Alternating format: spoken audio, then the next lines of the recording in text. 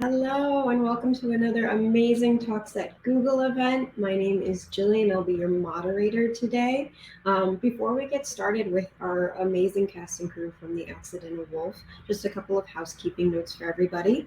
Our panel will be taking audience questions a little bit later, so you can post your questions in our YouTube chat, and we will be posting some of the top rated questions. I'm very happy to introduce our cast and creative crew of The Accidental Wolf. Here they come. Hi everyone, welcome. Don't forget to unmute because this is the world we live in now. So I'll have everybody go around and introduce themselves. Please let us know who you are and how you're involved with the show. So let's start with Hi, I'm Arian. I am the writer and director of The Accidental Wolf. I am Marsha Stephanie Blake, and I am a character in The Accidental Wolf. We're not sure who she is yet.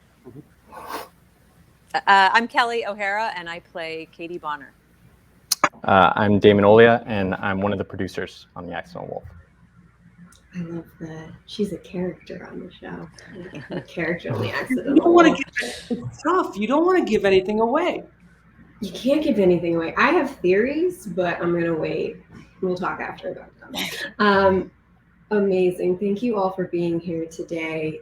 So Arian, I want to start off with you as the creator, writer, director, all the things. I would love for you to share a bit about the background, about what inspired this story and how you went about creating it. I know you started a couple years ago, and the world is a little crazy now, so I'm happy to hear your process. You know, I did a play with Kelli, and where she played kind of one of the evil characters in King Lear. And every night while I was backstage about to enter, I kind of was like, God, why do I feel bad for this universally known evil person? And then I asked her, basically, if I write something for you, will you do it? And she said yes, crazily enough. And then we made a short, which was the first episode, and then we as a team, Damon and I, we kind of like produced the second episode of it, but we were doing it in small little 10-minute chunks because that's all we knew how to do as basically theater makers. And then these amazing producers of Gregory Franklin and Jane Barron Sherman came in, and they basically made sure that the first season happened. And we made the first season. We kind of made that scrappily while we were all kind of doing plays and shows. And I didn't have a great sense of where the show was going to go quite yet. But I did know that on the other side of this call, I wanted something to do with the Sierra Leonean nation and the Ebola crisis that was happening when we first started. We put out the first show ourselves on an independent site that was interactive and free and accessible, and it kind of went viral. And then Kelli got nominated for an Emmy, this crazy lady, and then Jane and Greg flew in and as producers helped make season 2, and then Topic acquired the show, and now we just completed season 3, and season 2 just released. So that's basically the trajectory of how it all happened. That's amazing. I love that it started with you just watching Kelli be evil on the stage. You were just I know what's coming. I know what we can do with this. Speaking of being on a stage, so I'm probably the biggest Broadway nerd of all time. This is I'm having a moment. I'm just holding it in really well right now, but oh my God. So I would love to kind of talk about how this cast, the crew, Bill Sherman did the music. A lot of the producers are Broadway involved. We had a lot of guest stars. I clocked every single person. We had Celia Keenan-Bolger and Danny Bernstein and Dennis O'Hare, and everybody under the sun was in the show. So I would love to hear about, was it intentional to have a lot of theater people involved in this show? I know that you wrote this role for Kelli, and what was it like working with a theater specific team? I love our community. I mean, I really do. I've been in the community for 20 years. Marsha, Stephanie, and I met doing a play at the old Signature, with Will Jackson Harper and everyone else. It's and to me, I know that there's some sort of like, I don't know, like old adage that like somehow or another theater actors is not as good as film and TV actors, but I don't find that to be true. And I also find that theater actors are just way more exciting and have more depth. And that excitement makes it very, very easy to like bring in all these theater phenoms, A, and B, there she is, and B, the other thing that I want to just say is that these are all my friends. I mean, we're all friends. These are all my friends, and we've worked together, and I trust them implicitly. And I've also been an actor, and as an actor, when you're hired on to come in to play a character, rarely do they ask like, "What do you want to do?" or "How do you want to do this?" And for me, that's the fun of it, is creating like characters and situations and human beings and basically that's kind of how it all set itself up. And on every single take, we do whether it's one half of a page or 7 pages long, we do the entirety of the piece because it's easier, I think, for actors in the theater world to kind of live and be and have depth. So that's kind of what happened. They're friends and they're the best actors in the world. What else is there to say? That is correct. You agree. Theater- As the theater nerd, you agree. 100%. Like I love watching actors who are usually known for theater be able to really showcase their range of skills. Kelli, you're staring like you have the stare of a lifetime that you wouldn't be able to see when you're on the stage in the same way. Those close-ups and the ability to kind of show we can do a whole lot of different things. So I was really excited to see this world that I love and so many people love, and that unfortunately has been hurting for a little while now, be very present in this show. Oh God, I'm so excited right now. So I want to talk a little bit about forming this world, and anyone who has thoughts, please feel free to jump in. The show is unnerving, and I mean it in the best way possible. Literally from the first moment, I was like, "What? Wait, what? Wait, what?" It kept me on edge. It kept me engaged. I needed to know what's going to happen next. I'm dying for season 3 just because I have so many questions about what is going on here. Without spoiling anything, can you all speak about how the story and film techniques that you use to really enhance the impact of this huge suspenseful piece? I'll let whoever has thoughts on it take a shot. Yeah, I mean, I guess I could jump in and maybe throw it to Kelli or Damon or Marsha. I mean, the suspense of it comes because I mean, who doesn't love an amazing thriller? I mean, like, I grew up watching some of like thrillers, and so the suspense portion of it felt very, the thing that I really wanted to, as an artist, kind of like spread my wings because I've never really done a thriller before, but I knew I loved them and I could try to like make something happen. And the story really kind of was mimicking a little bit of what the world was happening at that time. I mean, when we did the short, and I'll have Kelli speak about this, we didn't even know who was on the other side of the phone call. Actually, we had this amazing theater actor by the name of Laith Knackley that was in the room with us doing the other side of the call. But on the first day of shooting, the Ebola crisis happened. And it just dawned on me of like, oh, maybe that could be something. And then I jumped into the Sierra Leonean community through how do you say his last name? Kelli knows. Ngauja. And we talked to Sa, and we went to the Sierra Leonean community and talked to them about what Ebola means to them, and talked to Kelli a little bit about what it means to be a mother. And so that's kind of like how it stumbled apart, like kind of like built itself out a little bit. I don't know, Kelli, do you want to say something to that? Well, it's interesting. First of all, sorry about my technical difficulties, and if it happens again, I'll find my way back. I promise. I think that the difference in large part between theater and film or television is that you do things in moments rather than an entire arc. And the thing about the thriller aspect of it is that we as the actors, I think, are given a moment to play But it really is up to the creativity and the imagination of Arian and the editing and the writing and the creating at the end of the day to put these suspenseful things together. We are playing a moment that could be scary or thrilling or suspenseful, but it's really how then you put that together. That's how I feel about it. In other words, I find the moments to be very human and realistic moments, and then you sort of add that creative spin with the building of it, and that's the difference between television. And it's thrilling because then when I see it later, I go, oh, that was scary. But in the moment, you're playing that moment, what it is. So. Let me just jump in real quick too. I also think it's kind of like the structure of it, which is really cool. It starts in this apartment. We really don't have any kind of sense of what exists outside of that apartment in the first part of the episode.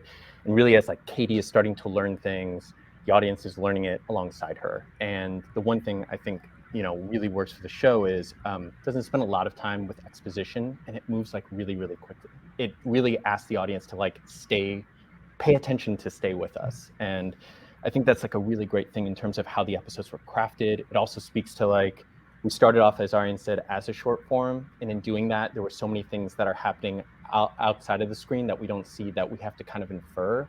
And that really helps us as a thriller too, to kind of like build that world, build that environment. And then, every time I watch it, the show moves so quickly, but in a way that like, we're still always with Katie and we're still always with like what's happening in the show. And that just really has to do with the writing. I think too. Definitely. Yeah. Everything is broken up into chapters. And I'd be curious as if that was always the intention or you kind of knew the chapters, but the show starts on chapter 2. Like, what? Where's chapter 1? Immediately I was like, oh.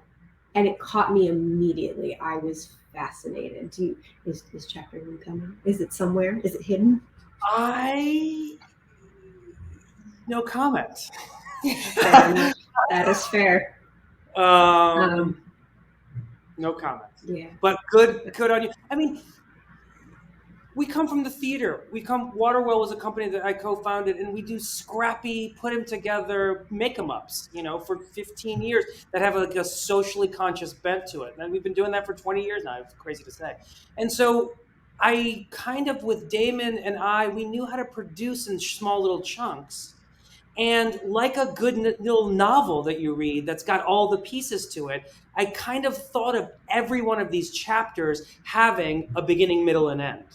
So there's just like everything is a little bit of a one act that has a beginning, that has a real, and I really wanted to, Damon said it earlier, I don't want any exposition. So I'll give you an example about Marsha Stephanie. Like Marsha Stephanie, I begged her to come in for one day. She does one day. I'm sure she'll have something to say about that. She come in for one day, and I wasn't sure what was happening yet with Marsha Stephanie's character.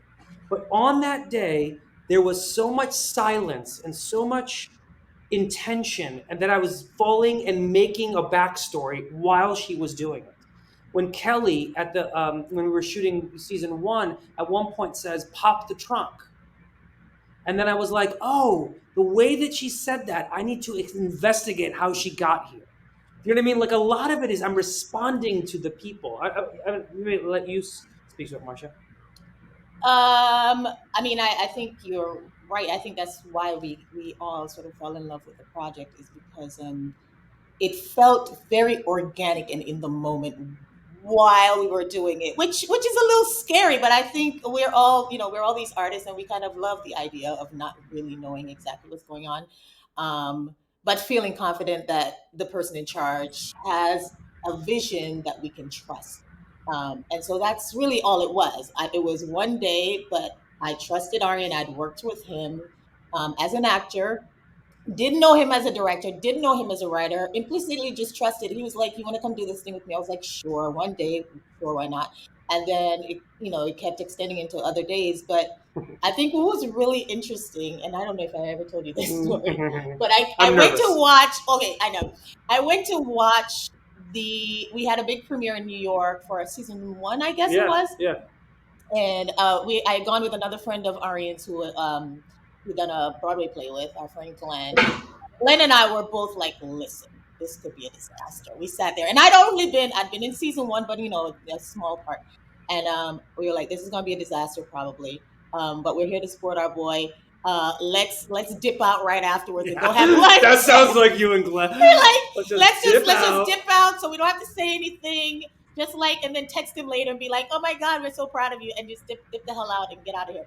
And then we're sitting there and like grabbing each other, like, holy crap. I mean, each episode we were like, what are we watching? Like, is he actually, he obviously knows what he's doing, like in a very intelligent and well thought out and beautiful way. Everything about it was beautiful. It was shot beautifully. So clearly he had surrounded himself with the right people. But also it was so surprising at how beautiful it was and how the story was told. And each time you felt like maybe something was getting a little too sort of on the nose, it would take a turn and throw you off. And then a character would come out.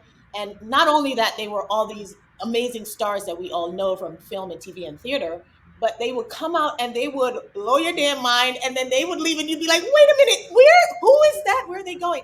So the experience of it, of course, when he asked me back, and I think this is, Mike Doyle is here, for everyone else, we were so excited by the prospect of it because it was just this really surprising, beautiful thing that kind of came out of nowhere. Like, I didn't know this was going to be, 7 years later, I'd still be talking about it, but I'm so happy that I am. You're the best. Yeah. I will also tell you, hi, Mike. We're gonna Hi. say, Mike. Sorry, I'm late. We're on set, Barry. Oh my God. All right, Mike. All right, Mike. Take it down. I was gonna say that night, true story. In one of the scenes that Kelli O'Hara is getting kicked out of the of her husband's place, and our friend Brandon Durden plays a character by the name of Bobby that is like has to awkwardly, as a security guard that knows the family, knows Bradley and Katie, has to be like, I'm gonna have to kick you out. The way that we talked about it that night, I was so invested in Bobby all of a sudden. And I wrote that scene literally because of that. Because you're like, that poor guy knows them, had to uncomfortably throw out and then I was like, I want to know more about that. And that's where the Bobby scene comes in season 2, which is one of my, fave scenes of the whole series.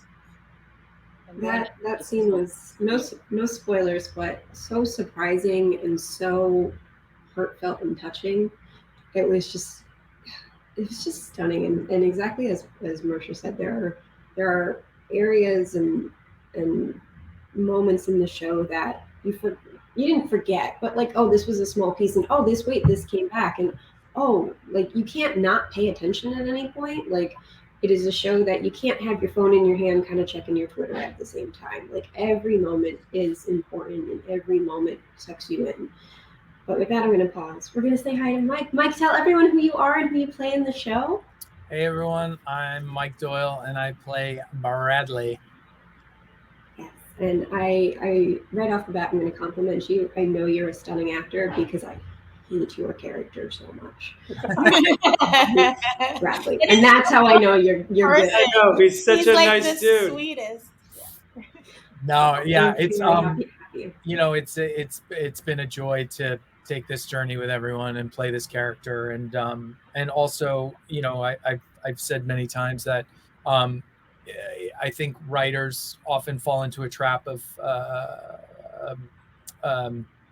creating a character like this that is less dimensional than Arian created, and so it was a lot of fun to find the humanity in Bradley and see it felt like a sort of a new take on a not so savory guy. So I applaud Arian for his craftsmanship. Thank you, Mike. But it's true. I mean, I don't believe that there's a binary to us as humans. I don't believe we are this or that. I feel like we're messy and vulnerable and beautiful and awful and angry, and so I want to bring all those characteristics inside all these characters, to be honest with you. So thanks, Mike. Yeah, definitely. I mean, you do it so beautifully. Like, everybody is complicated and feels real, and you go through such an emotional roller coaster with each person. Like, I love Katie. She frustrates me. I want to be her friend. I want to grab her by the shoulders and shake her and be like, "What are you doing?" And this is all within 20-minute episodes. Like, I feel this by 6 different times within a few minutes. So it's just such a roller coaster. But I want to shift gears a little bit and talk about some of the themes that we explore in the show. So we talk about privilege, we talk about access, and we talk a lot about the immigrant experience. The story, from my understanding, was created before the 2016 election, and this global pandemic we're currently still in.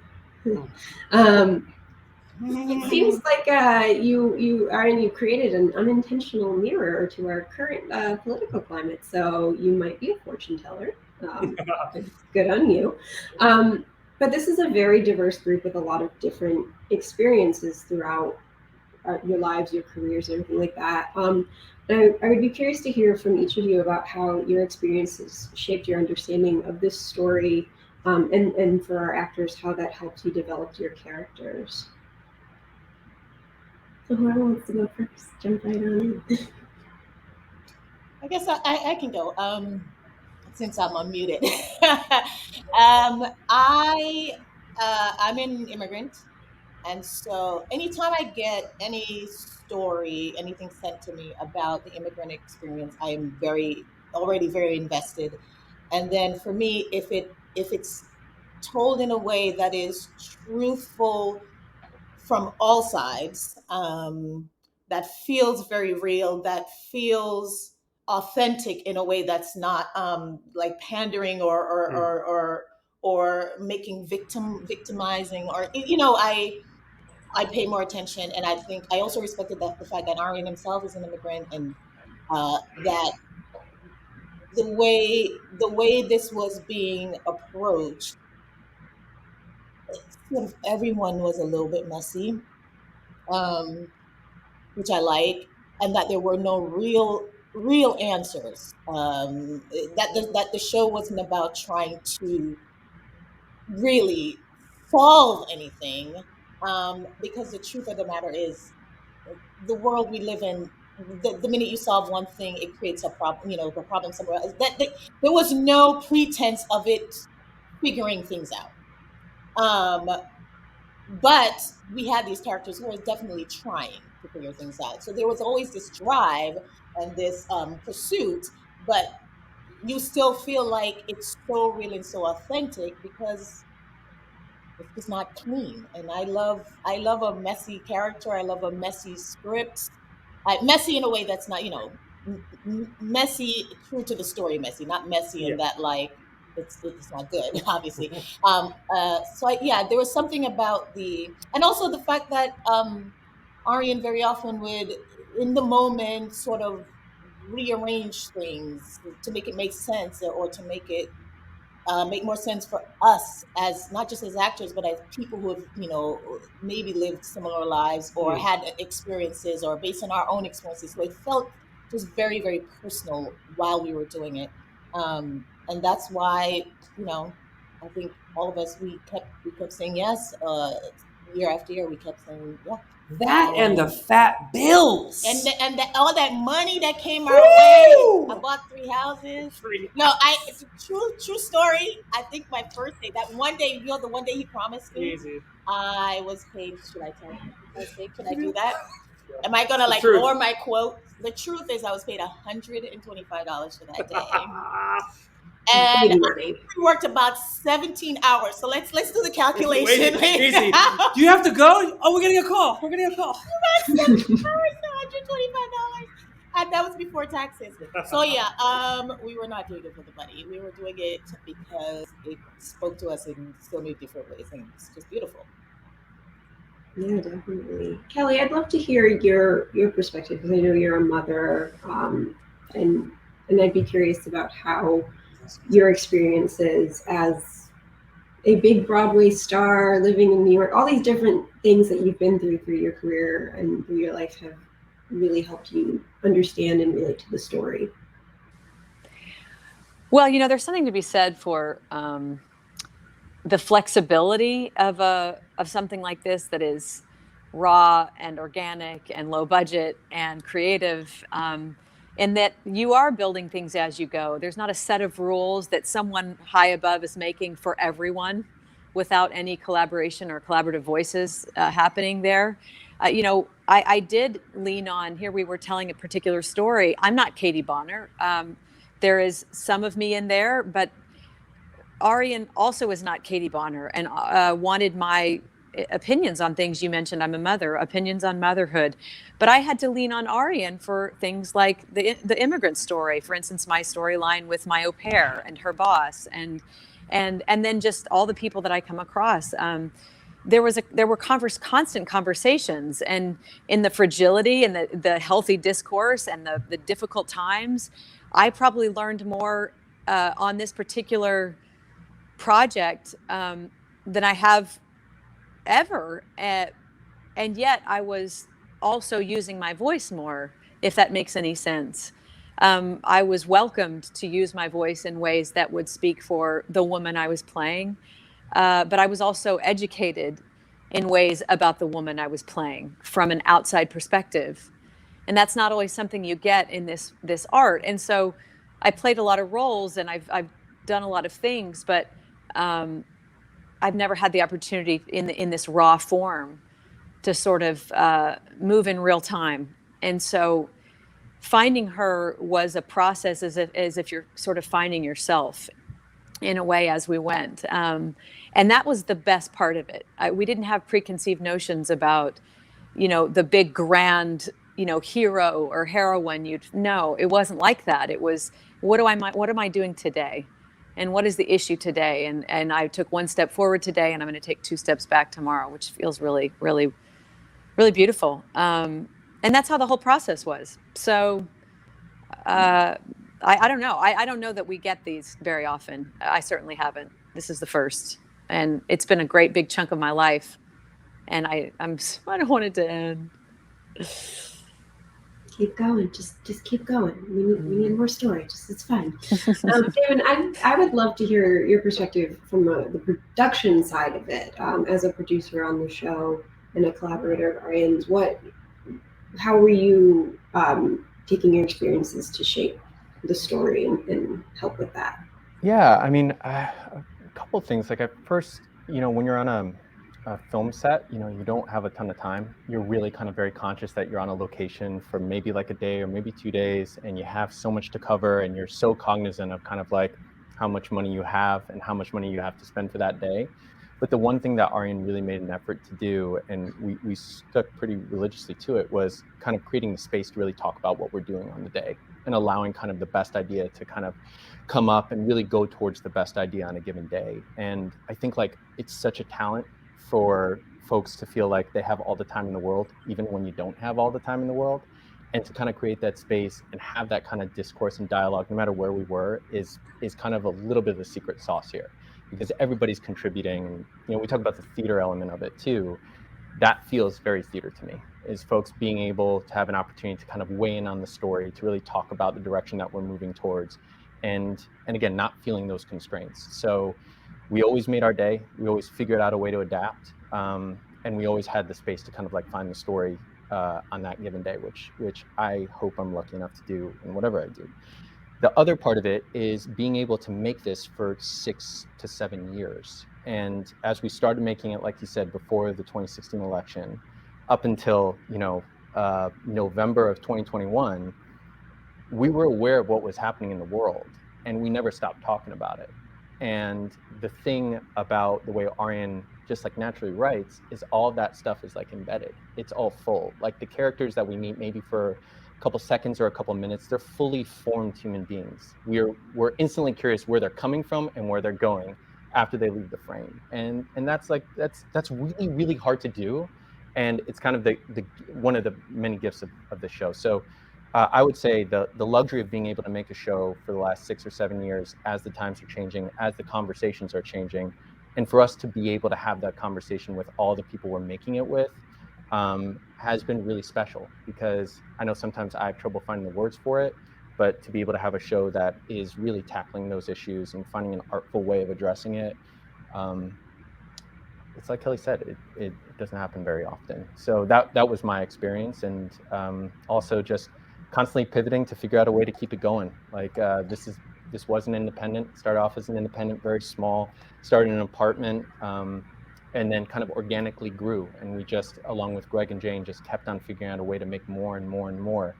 And then when Topic came on board, for the first time, we were able to talk about the full trajectory of this story. And in doing that really gave us a really cool chance to really like get deeper into it all. I'm just going to jump in and say that there is also an element of this whole piece that, you mentioned earlier, Jillian, that you were like maybe, earlier than you knew these things a little bit earlier, or prescient or whatever. Sadly, I wish I wasn't prescient, or which wasn't the case, because some of the things that we're tackling with are just horrific. But I feel that the things that are in the show, obviously the vaccine and the Ebola virus and having Corona, I mean, like, I don't know what that's about. But I will say that the vast majority of these things are things that I have witnessed and or have read about and have heard my friends talk about for it's like thousands of years of misogyny, thousands of years of racism, thousands of years of putting people down. It's not, I mean, in a way, it's so funny, sometimes people, sometimes ask it like, well, how come it's like not an Iranian story? I get that sometimes, like, oh, how come it's like not about Iranians? And I sometimes have to respond, it's like, it is. The whole thing is an Iranian story. Like, it's all things, things that Katie's mom says about her relationship are things about that my mother knows very, very well. Things that Katie's character is going through without having a voice are things that my mom knows very well. We haven't heard of, one of the characters. Well, I don't want to say too much. But all this to say is that a lot of it is, I feel, in our beings, and we are scared of confronting the realities of being marginalized for so many years, in whatever that means, in the Black community, the gay community, I mean, like, whatever version of that, people get thrown into these places. And so much of what you're seeing is just, our collective takes as actors and writers and producers, and of what we think about the world at hand, really. Yeah, definitely. Mike, I wanted to give you a chance. I saw you come off mute before we move on, but anything else you wanted to add? Oh, and I was just going to sort of piggyback on what Damon was saying and everyone was saying, really. And I know that I think they're emptying the toilet at my trailer. Sorry for the noise. It's the glamour of the business. Yeah. Trailer for what, Mike Doyle? Fancy Mike.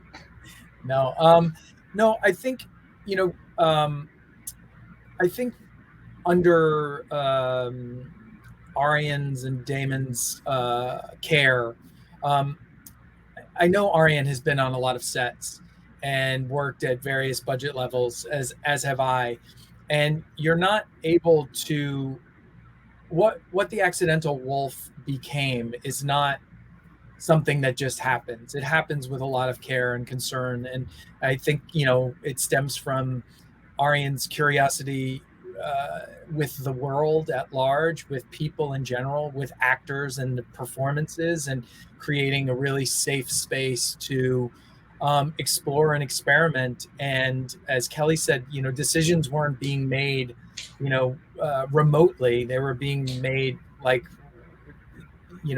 tactilely, in the room. And I know the pressures that Damon was working under, and we never felt any of that. Like, we were so taken care of in a way that we were able to do our best work and surprise and ourselves and discover new things and ultimately tell this story. So, and I know it sounds like we all drank Kool-Aid talking about this experience, but they experiences like this don't come along every day. They happen, and you're like, oh, I wish this could be forever, because it's such a really wonderful, productive way of working.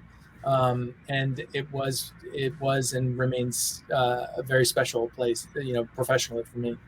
Well, if I could just add on to that, then you just brought something up, which is very symbolic of something. In a collaborative experience like this, I think so many people are afraid to give any power away, to give any voice, because then things will get out of hand. We don't have the money, we don't have the time. And yet it seemed to do the opposite here. Because we were very free to have a thought or a feeling or a conversation or a voice, we needed it less. We needed that voice and that power less because we were entrusted hands. And so because we were listened to, we came in trusting. And so once in a while when we did say, oh, would this be better? Or what about this? But for the most part, things worked, I think, more efficiently because we were all safe. I think the opposite is true about our world, in that if we give too much voice to people, that somehow things will get out of control, when honestly giving voice creates a more peaceful and trustworthy and efficient environment. So it's something to be learned from, in my opinion. I love that agree. thought. That was really well said. Yeah. Can we pretend that we said that? No. We give Kelli all the credit on that Let's get it one. just a little bit later. Well, we'll spread it amongst. It's a very collaborative effort. So Yeah, I'll I pause just right wanna here go- and just. One more thing, Jillian, Go is ahead. I just want to say that being an actor on set, and where they're like, I don't care what your thoughts are, stand there, say the words quickly, and then move over there and then get out of there. Like, that's just not fun. And it's just not fun for me. I mean, it's fun when your first time. Sometimes it's kind of like just it's just a waste of using people's talents. I just don't understand it. Like, Depends on the set, though. Depends on the set. Because Depends on the set. sometimes, if you're on a set that you don't want to be on, you don't want to spend your whole time in existence. Sometimes you're like, just tell me where to go, tell me how loud to say it, and so I can go home to my family. This was not that kind of set. We all wanted more time, if anything. So I think it definitely depends on the job. That's true. Great. So we do have a couple audience questions, but before we get to those, we'll get those queued up and ready to go. I do want to talk about one thing that we started kind of mentioning a little bit, but something I have been thinking about. My favorite works of art are the ones that I think about for a long time. And in this show, the first episode introduces the central question of what is our responsibility when we know other people are suffering? I've been thinking about that all week. Like it's all I have really been doing. I should probably do some regular work too, but I just keep thinking about this question. And I would love to hear about how you all think that art plays into our ability to have these conversations. And we were talking about how these things have been happening for a long time, and these stories are universal stories because there has been suffering and people can relate. But I think it's something that we can use art to explore. So I'd love to hear your thoughts about using art to examine these topics and examine ourselves. Oh, I got a stumper.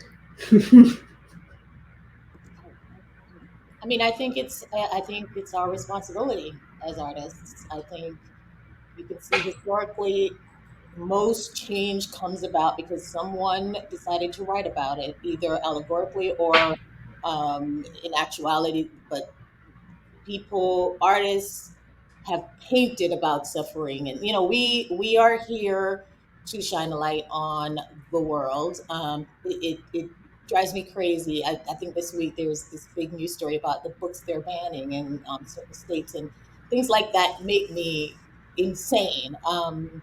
Because I just feel like we're going in the wrong direction. I know it's let me tell you, as an immigrant, sometimes anyway. So yeah, I think it is our job. I think it's probably the only job of an artist. It is to highlight suffering, to represent suffering, to figure out how we can talk about suffering and how we can go about effecting change. I just want to jump in, and I literally believe that as like my mission in life, to be honest. Like, the reasons why we read Raisin in the Sun or Romeo and Juliet is not because they're free, it's because they talk about what it means to be someone else in a time and place that has very, very strong, obstacles for them, and whatever that story may be. And in the grand scheme of things, there's this old phrase that was said, something to the effect of like that the only things that remain in history are wars and art. And there is something to be said about that. And I really believe for real substantive change in society, even if it's gradual and small, it does start from the artistic realm. I just believe that people can relate to that. And I think there's this idea that, if you're not an immigrant, you can't understand an immigrant's story. Or, first of all, most of us immigrants from somewhere, right? But, or that if you're not a man or, if you're not a woman, you can't understand a woman's suffering. Or, like, I think that's ridiculous. And I think actually the job of artists is to show you that we can all relate on some level to whatever somebody else is going through. And it doesn't have to be a direct relation, but there is something in that person's life that can mirror yours or that you can empathize with. And I think like one of the most important things I try to teach my children is empathy. Like, maybe that's not you. You'll never be in that position, but do you understand how that person feels? Do you understand why that person would feel that way? I think that is the most important thing we can teach. And I think that's what artists do for the most part. Yeah, definitely. And I love that. What's left of history is art and war. I would like more art, please. But we do have a couple audience questions. So we'll start with our first one, and it's for Kelli. Kelli, I've been a fan of yours ever since Light in the Piazza. You're amazing in the show. Will we be seeing you on the Broadway stage anytime soon? Theater is a love of mine. It is the love of my life, aside from my personal relationships, like my husband and things, and my children.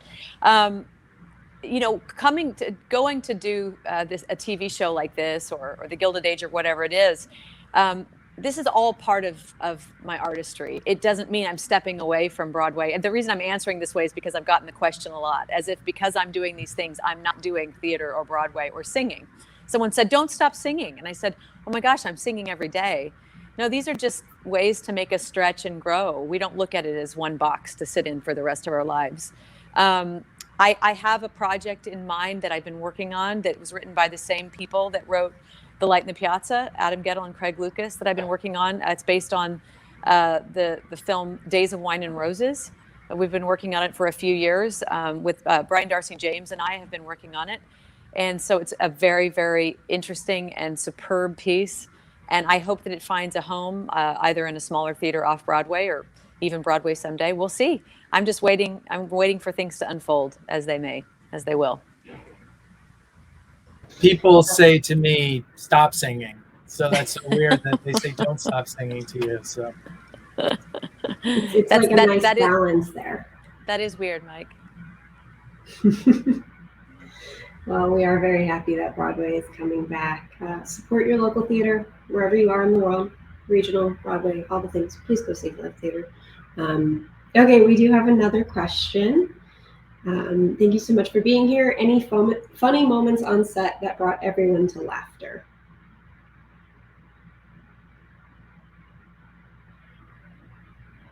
You have to laugh on that set because the show is really intense. On set. Like, no laughing, no smiling, no breathing, nothing. Zero. Zip. I want it serious. No happiness. I don't remember. I mean, I'm sure there was a bunch of laughs.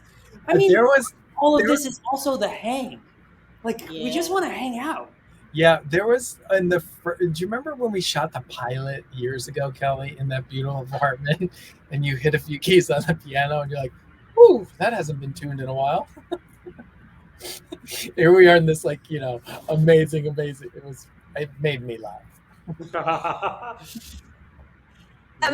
That makes us seem like wild and crazy people right there. That story. That is a crazy ass story, Mike. You know the time with the piano keys. Yeah. That doesn't sound tuned. Listen, we were up. I think that I laughed more on this set, mostly because of fatigue, absolute deliriousness and fatigue. We would hit ourselves somewhere in the middle of a 4 a.m. whatever in the bathtub. I think Judy Ivy and I had a good time laughing that night that we were pretending to be stoned while I was in the bathtub, eating regular lollipops. But it got, yeah, well, maybe she would. But you actually start laughing giddily so much because you're so tired. And those are the most fun and raw. And then that's when Arian's like, action, So those are fun. Those are fun. Yeah, you have to laugh. I will say the one thing is the scheduling of giving everyone on. I was doing the Humans on Broadway, and I couldn't miss any shows, so we had a bunch of weeks. I want to say weeks where we had to I would get done with the show, get into an Uber, go upstate to New Rochelle, and shoot a massive scene with all these people and human beings. So that was not a funny story, but it was just the spirit of what this thing was. I remember one time someone was I think it was some sort of Steadicam operator or somebody was "Where is the director?" It's oh, he's coming. He's well, what is he doing? He's he went to a show. I think he went to a show, so he comes up to me. He's did you go to a show?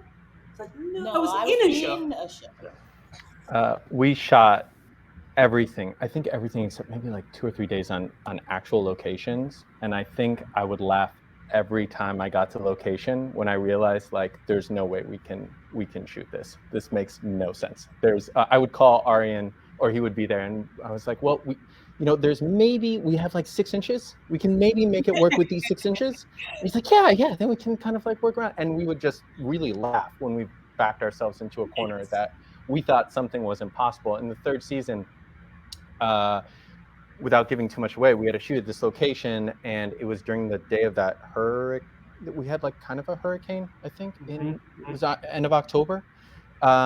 And Arian and I got there to the location, and it was completely opposite of everything we needed for that day. It ended up being a really beautiful, beautiful shoot day, but he and I would just be laughing, and we're okay, well, I guess we're gonna have to figure this out. So it was nice to approach those challenges with a lot of laughter and joy.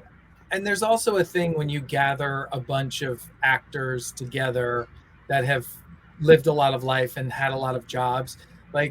Kelli and Marsha, Stephanie, and I would just tell battle stories and oh my God, the time I did this show, and then so many great stories. Jim Naughton, is one of the funniest people I've met, and we just it was such fun actor times too. And I think with the subject matter too, because we're dealing with so much sort of heartbreaking in a way subjects and people and stories, there is something, at least for me, I'm a Black woman, so most of the stories I tell are about heartbreak and trauma. So I love when I am not have to physically be in character, whatever, or emotionally be in character. I quite enjoy just laughing away from the thing. And it just keeps me sane. So yeah, we laugh a lot. Kelli and I would do workouts. I have videos. Bribery videos. It's mostly part of it, partly staying awake and partly just oh my God, that was so intense. Let's dance about it or whatever. Just to try to keep sane so that we can do the next emotional moment and the next emotional moment. We can't fall apart. Yeah, I feel you need to experience the range of emotions in order to really deliver on one end of the spectrum. It's a nice balancing act there. So we are nearing the end of our time together. It's very sadly, if you guys want to hang out for another couple hours, I won't complain. But I just kind of want to finish up on some final thoughts. I just would love to kind of round table here from everybody. What's the ultimate message or theme, or what do you want people to take away from this show? I know I took a lot away from it. I'm really looking forward to season 3. I still have a lot of questions about what is going on at certain times. And I think it's one that a lot of people will feel the same way about. So I would love, what do you all want people to take away from this piece of art? Kelli. Yes. I really quickly, I've been thinking about this a lot because I shared with Arian that I had, and I won't talk about who said this to me, but someone recently said, man, I saw that accidental wolf, and that Katie, she's not the brightest bulb. And, and you had mentioned, I want to take her and I want to shake her. And absolutely, she's in a place in her life that we don't really know what's going to happen for Katie, and we don't know why she's making the choices she's making. And yet we're also in a time right now where being compassionate and being empathetic and learning and being humbled by what we learn, and that's all a very scary place, and most people don't want to go into that and go toward that pain and toward that fire and toward that truth. But my reaction to that statement, she's not the brightest bulb, I said, well, then I guess I'm doing exactly what I'm supposed to do, because the people that said that to me wouldn't have done anything.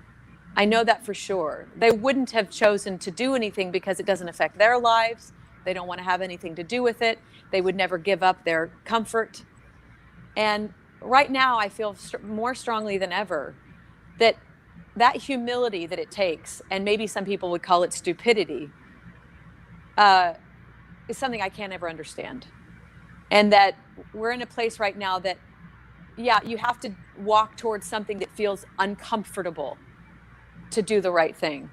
And if this show makes people confused, or makes people think about that, or makes people wonder, would I be willing to risk something because I think I know what's right, because I think I want to be on the right side of this, then that's what I want this show to be about, because that's what it is for me. And that feels personal. I think what I would add is, I think you're absolutely right, Kelly. I think what makes me really sort of nervous about raising children now, and it seems like we're going into this place where empathy is seen as a weakness of some sort. And I think, if anything, I want this show to show how, and this is what's really beautiful about these characters who seemingly come out of nowhere, but then you see again later on or whatever, is the connection that we are all actually connected. And these people that said whatever they said to you, Kelly, this horrible thing, I think, it's really immature and actually really not bright of them to think that because their life isn't directly affected, that it won't be down the line, or that their children's lives won't be down the line. I mean, I think we are all connected. And if you approach the world in that way, there's so many things we can do to affect change. If I just think that everyone else's issue is also my issue, or it will be my issue if I don't take care of it, or if I don't help to find solutions, it will eventually be my issue, whether I like it or not. So, yeah. I agree. I mean, nothing to say. I mean, I truly agree with both of what you said, and that was, every time I try to make something, I try to answer a kind of like an unanswerable question. And season 1 of the show, I was trying to answer the question of, like, I was really trying to, what would happen if violence came to your home? What would you do? The second season was, how do you build towards a warrior? Like, how do you build, and I'm not mean like a physical warrior, though that's some of it. I'm talking about an emotional and empathetic one as well. And the third season is, how far do you go to help a stranger? Which really kind of encapsulates basically your question, Jillian, which is really the crux of what this 6-hour show will end up being, is how far are we going to help the people that aren't affected, like, in our daily lives. And the answer to that, according to scripture and religion, is far. It's far. We go far to do those things. But in our society, it is very much us versus them instead of the us and them.